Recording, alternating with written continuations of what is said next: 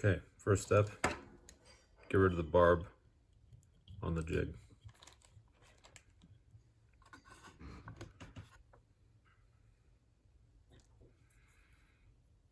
Get some olive thread, 6/0, 8/0, doesn't really matter. Go ahead and start the thread at the front, work it back, coat the hook shank in one coating.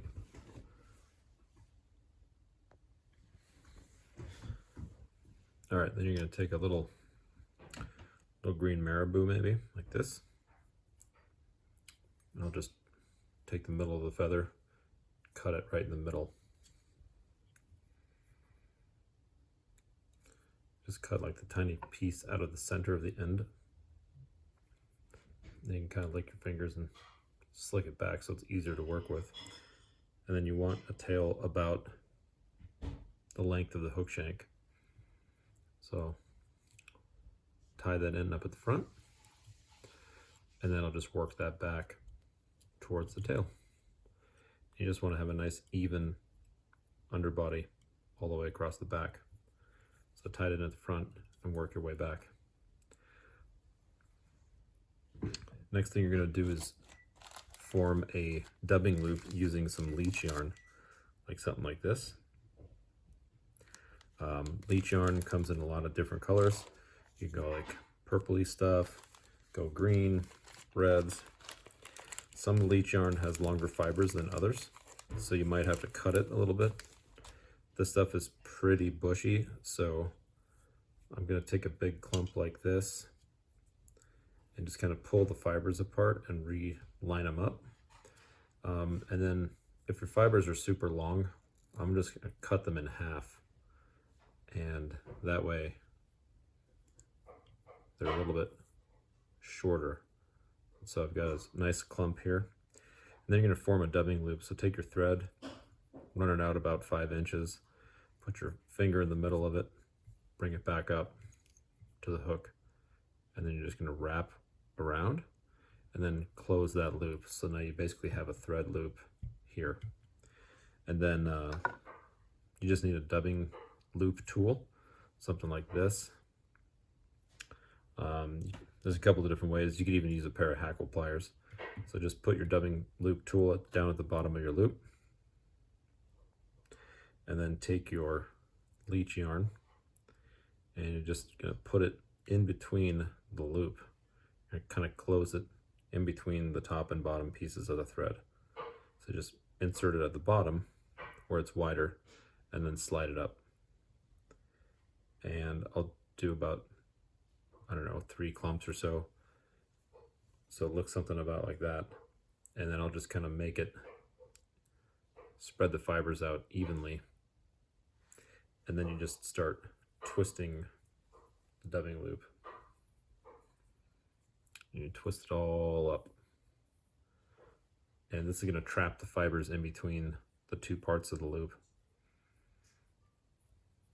And when you got it pretty well twisted up, you're going to see all your fibers are all kind of curled on themselves.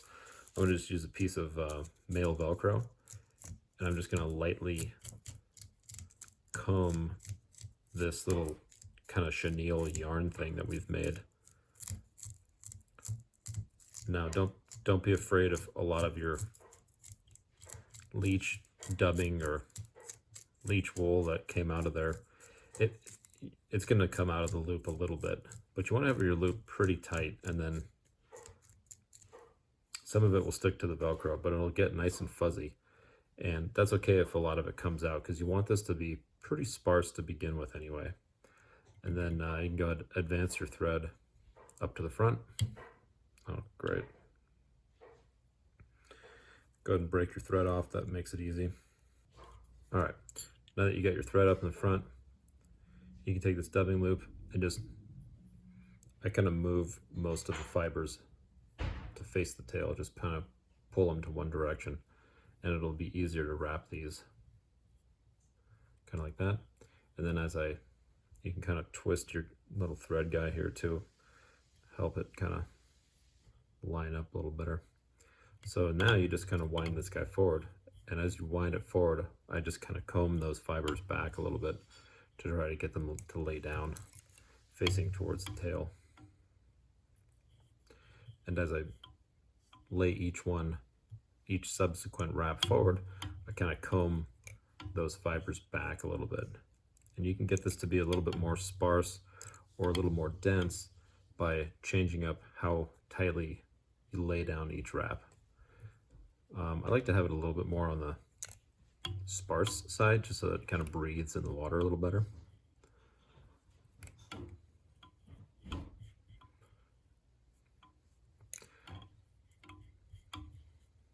And then now that I'm up at the front, I'm just going to wind a couple of extra turns as it comes up the jig head, and I'll carry the thread with me.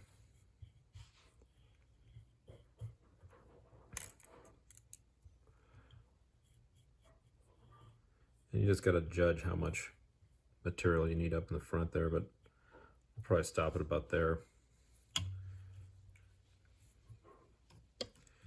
Give myself probably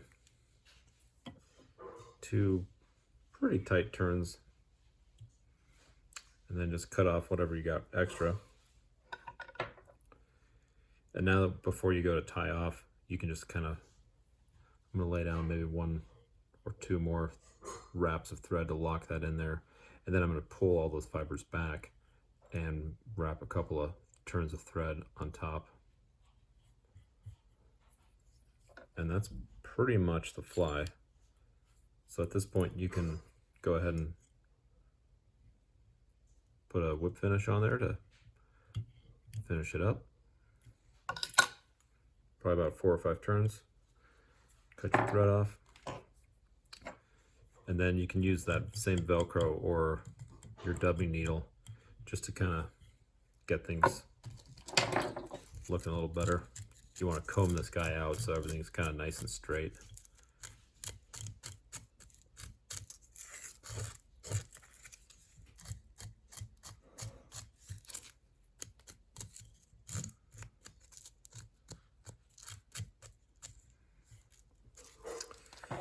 So if it's real long and shaggy, you can kind of take some of those fibers and then just sort of kind of loosely just chop them up a little bit. You don't want to have any sharp edges or like square edges, so kind of like chop it a little bit with the scissors. And if you have any real long stragglers, you can kind of just trim them off a little bit.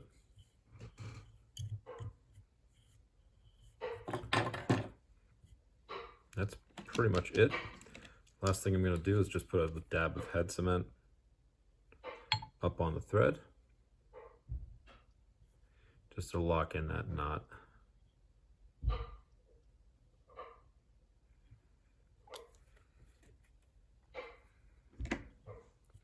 And there you go. You can tie these in green, or this is a black with a little purple trim on the front. We got straight black. You just change up the marabou and the body color to suit your needs.